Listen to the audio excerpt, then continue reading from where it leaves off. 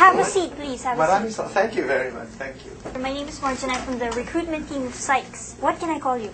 Boy. Is this your first time to apply? First time. Naku, dinadaan ko na lang sa pagkabibo itong si Marge. Pero deep inside po, mga kaibigan, kabado ako. What course did you take up in college, boy?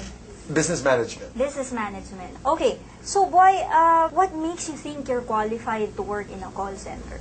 Because I'm beautiful. Because I love to talk. I love to sell. And I don't sleep early. Yeah. So I have very flexible hours. So I think good. that would qualify me for a call center agent. Yeah. O, di ba mga misis, mister at bagets? Kung confidence din lang ang labanan, malaki ang bentahe ko. Kaya naman, nang matapos ang interview sa akin ni Marge, But naku kaibigan, nakaka-nervyos naman pala talaga itong mag-apply ng call center agent. Pero dito ka nag-uumpisa sa initial interview na ito. Pagkatapos, kung pasado ka, tutuloy ka dun sa final interview. Pagkatapos ng final interview, merong written exams. At pag pumasa ka sa written exams, abay, may job offer. Pagkatapos ng job offer, may training. At yan ay pagdadaanan naming lahat. Pero may shortcut dahil, boy, ang Christmas po ito. So pagkatapos ng interview na ito, abay doon na tayo didiretso sa training. tulad nga ng sabi ko, hindi isang interview lang ang dadaanan mo para maging agent sa kahit saang call center. Pero dahil sinusubukan lang naman namin ito ni John, diretso training na kami pagkatapos ng first interview. Hello. Maybe you'd like to try. Yes, hello. Are you a newbie? I am. Oh, please have a seat. Hi, John. Hello.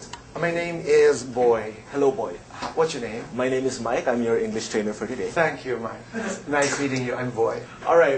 Before you stepped in, we were just about to begin the lesson. Para talagang English class ang pinasok ko. May lesson plan agad si Sir Mike. Ganito pala ang training. Parang exciting. All right. Communication is all about interactions. In the case of a call center, though, we use more of verbal comm. Why? Because the person we're talking to on the other end of the line cannot see our gestures. Okay, how do most people think? Do we think in terms of words? Is it not most of the time it comes in the form of an image or a picture? So let's come up with an image. Let's put an image here, right? Let's come up with a simple one. Not very good at drawing, but let's pretend this is an apple. Okay. All right. So, if this guy were thinking of an apple and he wants to say what's in his mind, what word should I place here? The word I should place here is what? Okay. All right, apple. So what did he just do? He turned a thought into a Word. Naku mga kaibigan, sa training pala sa call center, babalikan mo talaga ang basic lessons mo sa komunikasyon. Kaya mga bagets, kung balak ninyong magtrabaho sa nangungunang trabaho ngayon sa bansa, at matapos nga ang ilang minuto, ready na kaming sumabak sa real call center world. Pero alam niyo kaibigan, John, ibang dating ng call center agent. Para sa akin ha, Napansin ko na medyo mabigat yung trabaho nila. It's a hard job talaga. ano ba ang buhay ng isang call center agent? Dahil sabi nga nila, naiiba ang araw, dahil ang araw ginagawang gabi, ang gabi ginagawang araw. Mamaya, malalaman natin kaibigan. Dito lamang po si Boy and Chris. At susunod, sus ko po, eto na, magko-call center na kami. Hello? Thank you for calling Sykes Asia. My name is Boy. May I help you, please? Thank you for calling Sykes Asia. My name is John Avila. How may I help you? Oh, hi, John.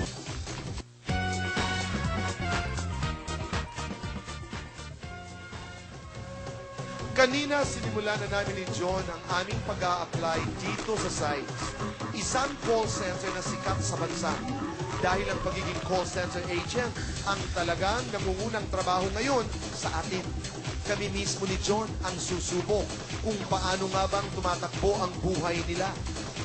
Kasama natin kaibigan ngayon si Nate, si Mark at si Amy. Maraming salamat. John, kumusta ka na? Kinabahan ka ba kanina sa training? Yes, a little. But I'm more comfortable now. Kumusta ang buhay ng isang call center agent? May ikaw. Very comfortable. Okay, this is the job na I would say tatagal ako. You know, the environment is so youthful. Saka everybody is masaya. You know, pag gusto mo yung ginagawa mo yun, just you can do it. I like it. Bagets, masaya, oras. Yun lang, sanayan. What's the best thing about being a call center agent? Well, the best thing about my job is very fulfilling. No, ibig sabihin mo ay sulit. Which is good. Ako, I used to be a teacher. Wow! Talaga? Pero nag-decide ako ng career shift talaga. Parang you get to be yourself. Kakaibang titig mo, Kichon. Paano nyo hinahandle yung mga kausap? May mabait, may masungit. Dun sa masungit. Patience talaga eh. Patience, no?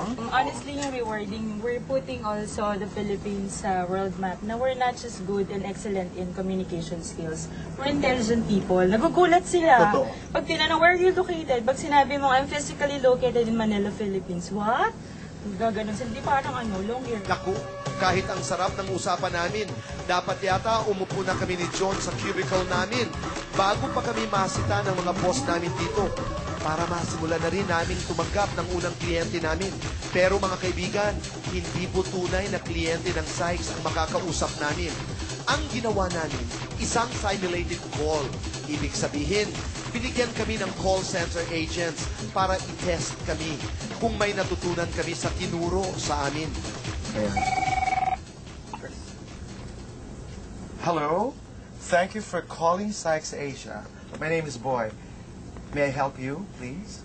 I'm really disappointed. I've been waiting for an order. It's a birthday present, and up to this day, I haven't received it yet. I'm sorry, ma'am. I'm very sorry to hear that. But I'll be very happy to assist you with your concern. But for me to be able to help you, may I get your first and last name, What please? for? For me to be able to assist you, ma'am, I need to know your first and last name. Okay, do please. your stuff. My name is Amy. And your last name, ma'am, That's please? Smith. Thank you, ma'am. I'll look into our records. Give me a couple of seconds. But please don't put me on hold. I hate that hold music. I promise, ma'am. Thank you. Here it is. Ma'am, the product was delivered via carrier 3 days ago. Unfortunately, there was no one to sign for the package when it arrived. It would be best to contact the carrier company, and the number is 885-607-531. Let me grab a pen and paper. All right, ma'am. I'm sorry, ma'am. I will wait for you until you get your pen and Let paper. me grab a pen and paper. Yes, ma'am. Thank you. Okay, what's the number? The number, ma'am, is 885-607-531. Okay. Okay. Is there anything else that I could assist you with? Promise me this will never happen again, or else I'll look for other companies that will cater to my needs ASAP. Thank you, ma'am. I understand. Thank you very much. What's your name again? Nakaka-tense pala talaga. Pero exciting din ha. Pagkatapos kong makipag-usap sa first ever client ko, si John naman ang sumalang sa telepono. Naku, yan na, John. Ang unang tawag mo. Call center agent na si John. I-press mo dun sa taas. Good evening. Thank you for calling Sykes Asia. My name is John Avila. How may I help you? What's your name again? My name is John. Oh, hi, John. Hi. Well, I just got your phone from the internet while surfing. Is this a dating phone line? No, this is Sykes Asia. Do you mind if we talk? Yes. Well, okay, John. I have a question. Where are you located? I'm actually located in Quezon City, Sykes Asia office. That's nice. I like your accent. Are you free for a coffee? Aba naman, sa akin, medyo iritado ang first caller. Pero kay John, aba, boses niya pa lamang mukhang na-in-love na agad. Pero teka, bakit parang bigla siyang nataranta? Last question, John.